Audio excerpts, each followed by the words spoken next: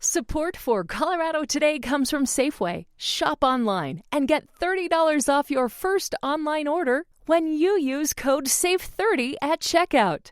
Get the same prices, deals, and rewards as in store. Get started at Safeway.com or the Safeway app. Support for Colorado Today comes from Credit Union of Colorado, proudly calling Colorado home for over 90 years. Dedicated to showing up for the community and putting people first. Credit Union of Colorado. Learn more at cuofco.org.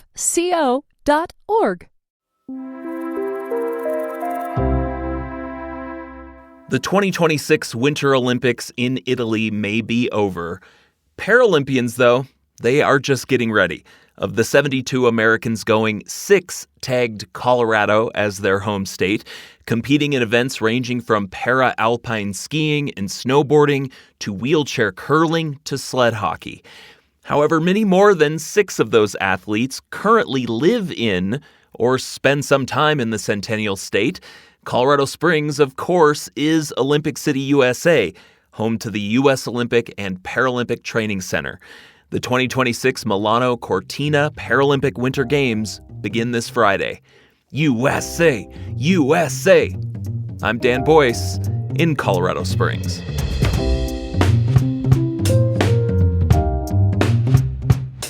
Coming up, how America's latest conflict overseas is already shaping a domestic political standoff.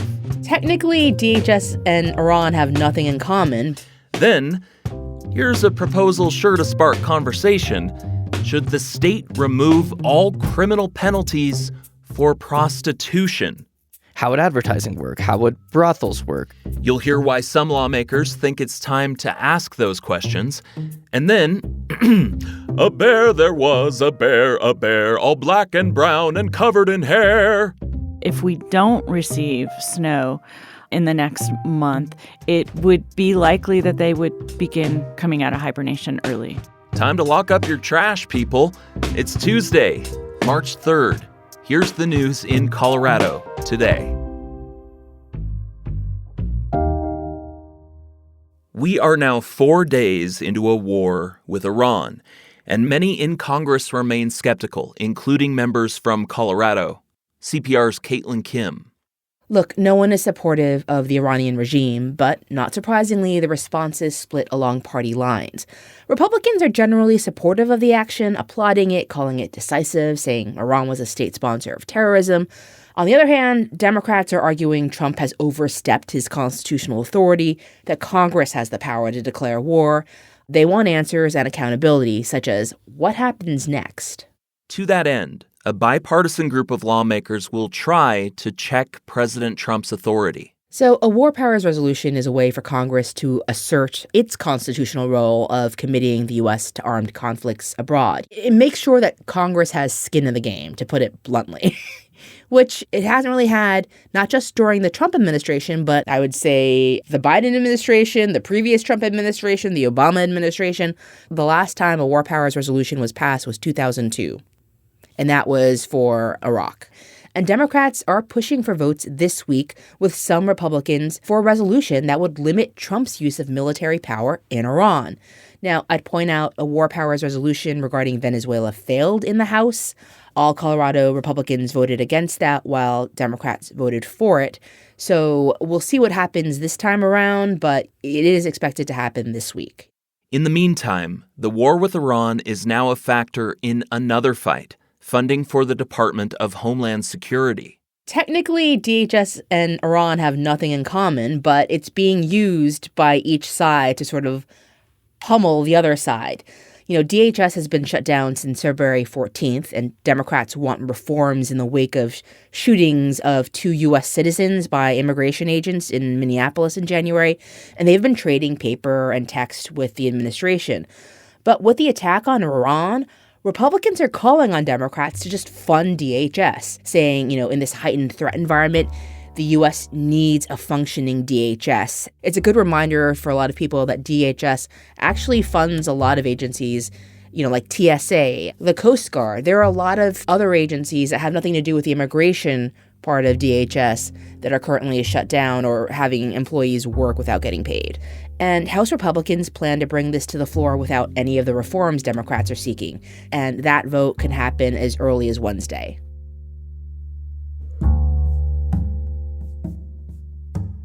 Less than a week after banning ICE agents from city property, Denver just put further restrictions on the way immigration enforcement has been going about its business, at least recently. Yesterday, Denver City Council passed a law making it illegal for officers and agents of any stripe to wear masks that conceal their identities. Denverite's Kyle Harris. The law basically says law enforcement officers cannot conceal their identity in most circumstances. That would be with like a balaclava, a scarf, a ski mask, whatever. They also have to show some sort of identity marker within plain view on their outfit. So that could be a badge number, that could be their name. The idea of a mask ban caught on with city council members after federal immigration enforcement agents spent weeks roving the streets of Minneapolis. DHS says anonymity is necessary to protect agents and their families from retaliation. But it's easy to imagine things escalating if federal agents try to conceal their identities while working in the city. They could be cited or arrested by Denver Police Department, which has caused a lot of questions like, what does it mean for the police department to be enforcing laws against other government officers? This isn't the first time a city or state has tried to impose a law enforcement mask ban. California passed a similar law earlier this year, but that's hit a legal snag. A judge said the law discriminated against federal agents because it exempted state officers. Denver's new rule applies to all law enforcement.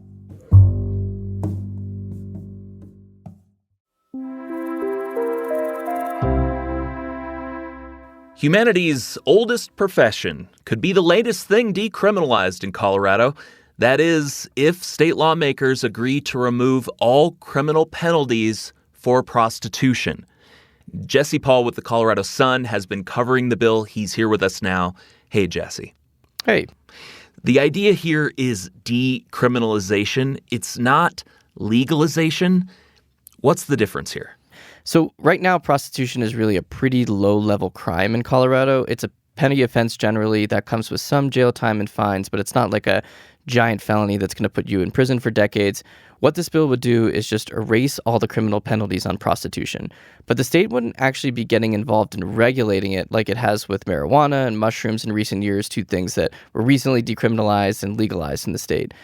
Without regulation, though, there are some interesting questions to note around prostitution and how this bill would work, like how would advertising work? How would brothels work? Could you engage in prostitution activity near a school?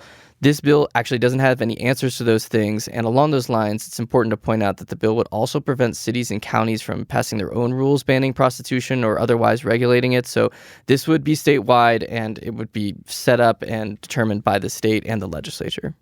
Wow. So whatever term you're using, it still sounds like a big change. Are there any other states that have already done something like this? So some places have legalized prostitution, but not in this wholesale way that this bill would. So Nevada has licensed brothels in some counties, and there's a lot of regulations on it. I'll mention Las Vegas is not one of those, so it's in some outlying parts of the state. Maine has decriminalized the selling of sex, but still has penalties for buying it.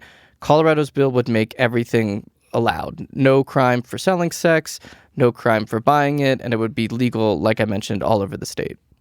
Why do backers say this is the right approach then? Say instead of something more like Maine, if the focus from backers is making sure the law does not punish sex workers? Definitely a good question. So the main sponsor behind this bill is Senator Nick Henriksen, Democrat from Pueblo.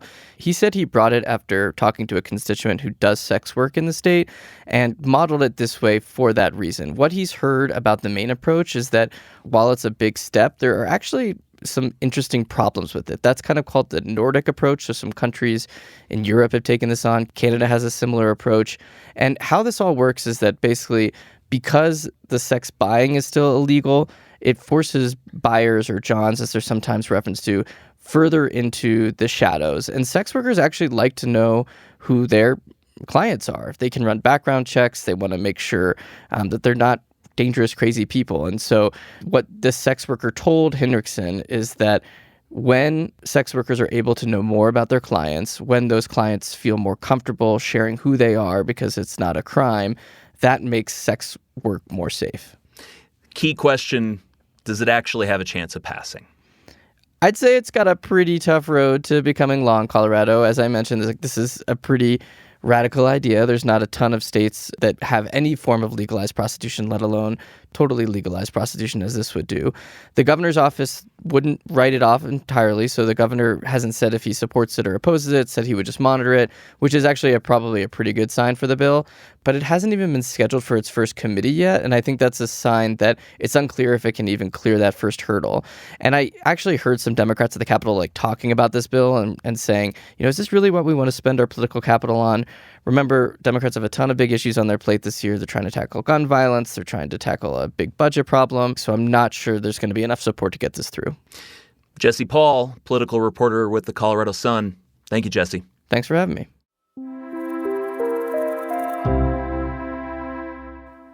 Bears are a part of life in Colorado, depending on where you live anyway. In the foothills, in the mountains, it's not unusual to find the fuzzy omnivores rooting around in your trash can or causing trouble at your local bird feeder. Colorado Parks and Wildlife says 2025 saw just under 5,300 human-bear encounters. It's a 15% jump from recent years. And CPW is now offering up to $1 million in funding for local communities to reduce those interactions. Brenda Lee is the founder and president of the Colorado Bear Coalition, which aims to educate people to live responsibly in bear country. Brenda, I want to start with this weird winter we're having. There just hasn't been any snow. It's been so warm. Are the bears even hibernating? Yes, they are hibernating. And so far, we really haven't seen a lot of activity yet of bears coming out of hibernation early, but it is likely that they will be coming out soon. And is that sooner than they normally would be? So with bears coming out of hibernation, it's usually triggered by the temperature. And so if we don't receive snow in the next month, it would be likely that they would begin coming out of hibernation early. Okay, coming out of hibernation early. What else might these conditions mean for the bears when they do wake up? Well, it's not good for the bears. With drought across the state, it means that bears may be wandering further away from their natural habitats in search of not only food but water. And that will only lead to human-bear conflict. So in theory, the bears might be out and rummaging around earlier than normal. Sounds like that could be the ingredients for another intense bear year as far as human-bear encounters. Do you think these new grants announced by CPW, this $1 million that they're offering, could that funding actually make a dent in this issue? The funding is really important, and it really helps, especially in small municipalities that may need bear-resistant trash carts or increase the use of electric fencing. And so $500,000, $250,000, $50,000 could really go a long way for that small community. Now, when we're looking at the entire state, $1 million might not feel like a lot, especially when purchasing trash cans that can cost upwards of $350 per can. Looking at the 2025 data from CPW, what are the primary factors behind these human-bear encounters? Bears are driven by their stomach and their nose, and so they need to eat a lot of calories, especially during hyperphagia when they're bulking up for hibernation. And what drives them into town is that there's easy food. They can hit alleys with trash cans, fruit trees in town, bird feeders. This coming year, because we're having a drought across the entire state, I would expect that we're going to see more of a increase in human-bear conflict no matter what region you're looking at. So when a bear does become too used to humans, too used to walking around back alleys, what options do state and local officials have to deal with that bear? So they have several options, but it really comes down to that human safety issue. So if they deem that the bear is in town too much, say, for example, or in a location that's not safe for people, then they may decide to relocate that bear and hope that bear doesn't come back. Quite often, that bear does return and may return over hundreds of miles. And in that second instance, now the bear's in town again, displaying the same behavior. The officer may make the decision to go ahead and kill that bear. If you're then speaking to Colorado residents who live in the foothills, who live in the mountains, and you were to tout one tool, if you had one request, what would that be? The number one would be secure your trash, whether that's in a bear-resistant trash cart or to store your trash in a secure enclosure, whether that's a shed or a garage, but somewhere that a bear cannot break into. Trash management is the number one thing we can do to keep bears safe and people safe. That's Brenda Lee with the Colorado Bear Coalition. Brenda, thank you so much. Thank you.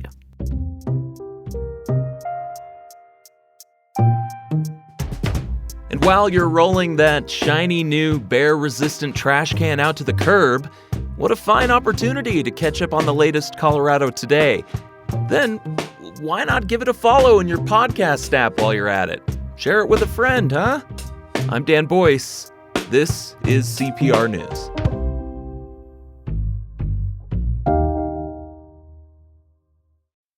Support for Colorado Today comes from Credit Union of Colorado, proudly calling Colorado home for over 90 years, dedicated to showing up for the community and putting people first. Credit Union of Colorado. Learn more at cuofco.org. Support for Colorado Today comes from Safeway. Save a trip to the doctor and let their pharmacists test and prescribe your medications. From strep throat to birth control to UTIs and migraines. Stop into the store or schedule online at safeway.com/pharmacy.